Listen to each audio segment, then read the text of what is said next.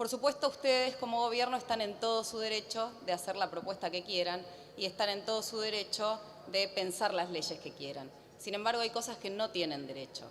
No tienen derecho de decir en campaña que la forma de paliar la desocupación en el conurbano bonaerense es con un emprendimiento puntualmente de cerveza artesanal. No tienen derecho a mentir. No tienen derecho a hablarnos del diálogo y someternos a la escena que vimos ayer de represión muy cerquita de este Congreso, donde quiero decirle que estaba mi hija en esa marcha.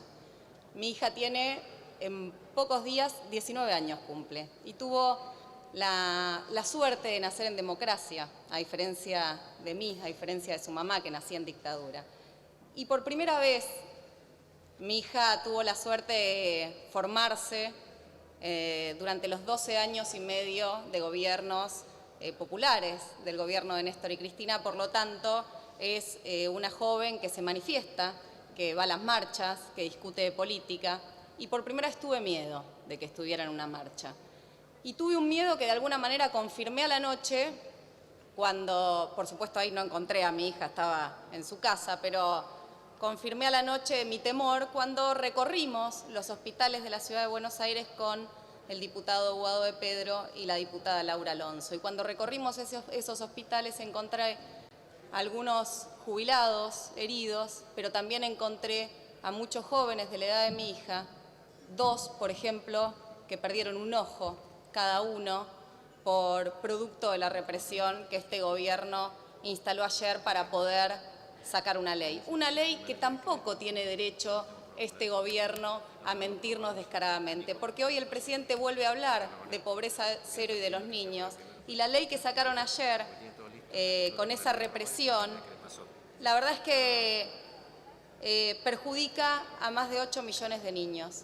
Niños de la asignación universal, como bien se dijo acá, y niños de los hijos de los trabajadores, de los hijos de los asalariados. Niños a los que seguramente su salario familiar, su asignación prenatal, su salario por escolaridad, les permite, porque tienen carácter alimentario, esas prestaciones les permiten vivir mejor. Sin embargo, a partir de marzo van a cobrar 125 pesos menos cada uno de esos niños.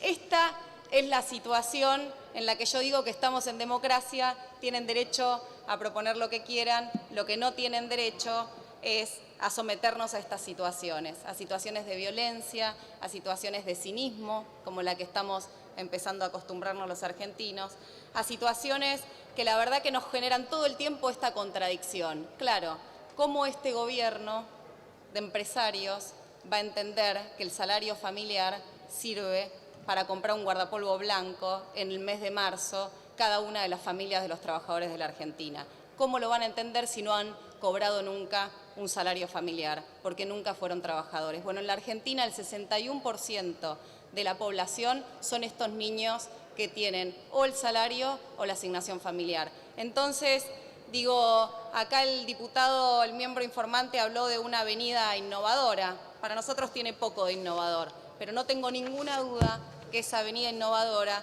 nos va a llevar a un lugar en donde este gobierno va a ser juzgado como el gobierno más insensible, más cínico, más autoritario y más violento de la historia argentina. Y no tengo ninguna duda que cuando terminen de saquear la Argentina y vuelvan a administrar sus empresas y vuelvan a administrar sus cuentas en Panamá, vamos a tener que hacernos cargo de volver a salir del infierno como ya lo hicimos en el 2003. Gracias. Gracias, señora diputada.